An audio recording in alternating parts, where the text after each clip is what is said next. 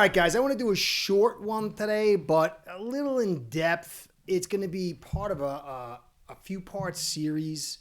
I'm going to get obviously into the draft. It's coming around. It's so big. But there's a concept that we've got to hold on to as we get players onto this team, whether it's free agency or the draft, and then put the team on the field. That we've got to understand that it's going to go a long way, even more so than the players we add to the success of this team. So I want to get into the concept of leverage.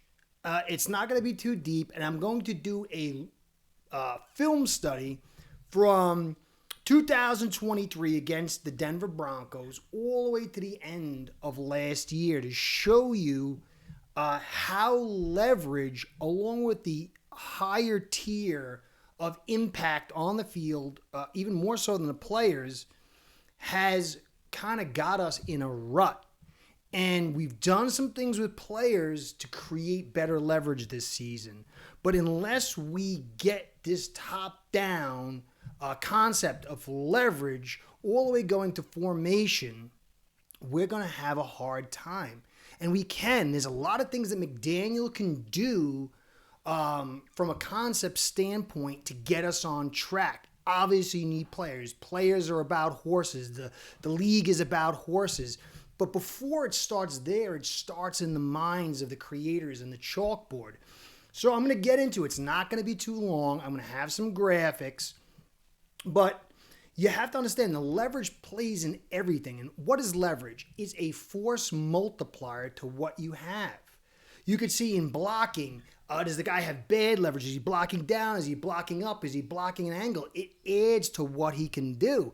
And a lot of times, that's why we have these angle blocks. We get guys on the move. It's all to create a leverage advantage. Running backs, when they're running the football, they see the leverage pre-snap of where the defense is. They feel the leverage after the snap, and they cut away from into the weaker part of the leverage. DBs, they play high leverage. They feel like they're slower. They play inside leverage if they want to protect the inside. Everything's about leverage. Same thing with the receiver. They're looking at the leverage the DB's giving them. They're giving them different kinds of leverage. QBs, they're noticing the leverage of the defense. Are they playing high? Are they playing deep? Are they playing left? Where it's all about leverage. So a lot of people will immediately look at, I have this graphic here, and most people look at the right graphic and they view player performance as the highest level, okay? So you'll see player performance in the bottom of the pyramid, and it's pointing to the top, okay? And so that means everything is filtering down from there. It's the top of the pyramid. But then on other side, and the side I'm going to try to show you today is the one on the left. You see the player performance is at the top and it's pointing down to the bottom. And so player performance is created by the start, by the philosophy of the offensive coordinator, the philosophy of the defensive coordinator, the philosophy of the GM. But then it goes into the scheme. You know, how we run. We're going to be running lots of 3 wide receivers. We're going to be running a lot of 2 tight ends. We're going to be doing lots of blitzing. We're going to play lots of zone. Our goal is to work lots of play actions. But then it goes into formations. And so there's a graphic I wanted to take a look at. And you see right here, this graphic is just a very simple way to look at things. If you look at this, it's 4 wides versus base defense.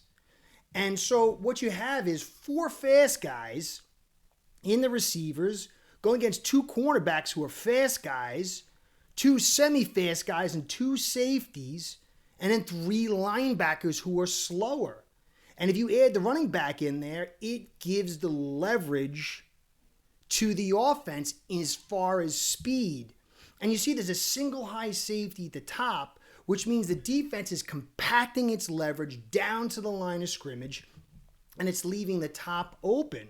In this case, if they don't get to the quarterback, those receivers are going to get open. They're going to attack the middle and deep part of the field, and they're going to break this low leverage, and they're going to have an advantage. There's no way on earth that 4 wide receivers don't have exceptional leverage versus a base defense if the blocking's there. And the league from the 80s to the 90s to the early 2000s, it worked a lot like this, where you saw 3 linebackers. But then when the kind of rules changed a little bit and you couldn't affect the routes of the receivers, all of a sudden things changed. That third linebacker started disappearing. They started bringing in more nickels, more dimes, and then they started playing higher leverage, and the run game kind of took a seat back in the league, and the pass game took over. But in that process, defenses understood how to stop the pass. They played high leverage. They put, nickels on the field all day. They would put small fronts on the first down, and when a team would run, they would stop it, and then it would be off schedule, and then the leverage would go to the defense. And so this is where we're at. I'm going to show you in film that 22, I won't show the film there, but the cheat motion, they didn't know what to do with it, and they would come and play Miami honest. They would bring safeties up, crowd the boxes, and then Tua got hurt, but then when he came back, he did pretty well.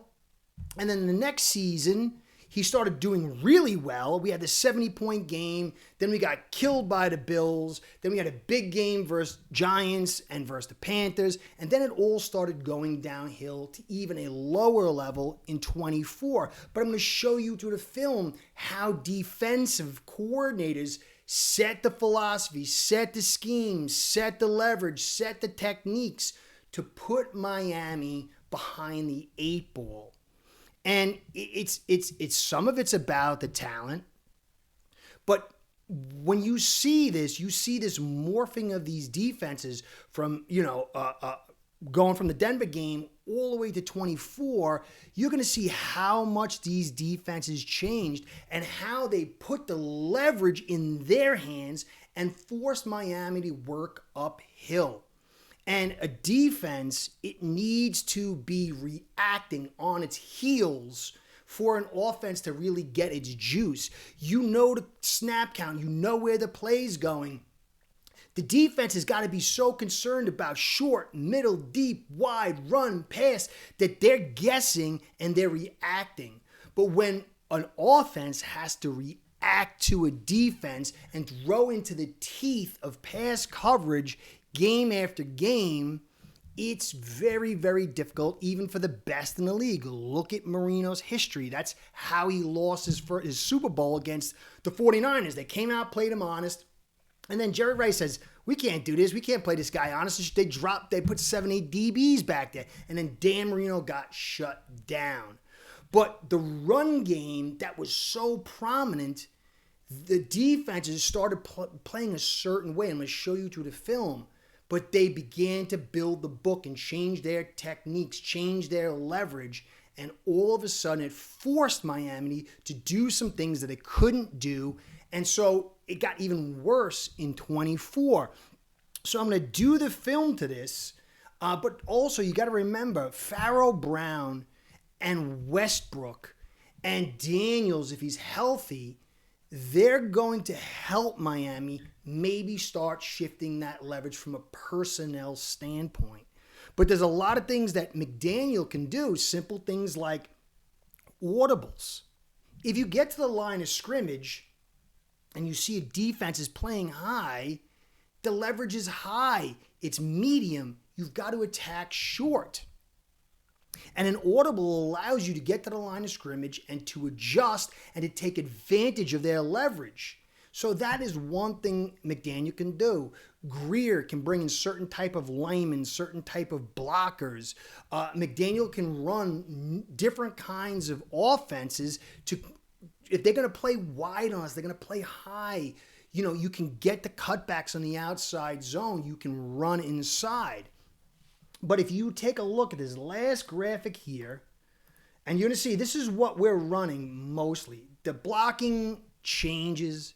This is very raw, very vanilla. It's outside zone. You can see it here. And you can see what we want to do. We get guys on the move. We get guys to the outside. They're flowing. You get guys that double and then get to the second level, but it's all about edge and then a light cutback opportunity. But this is poor leverage to the defenses we've been seeing.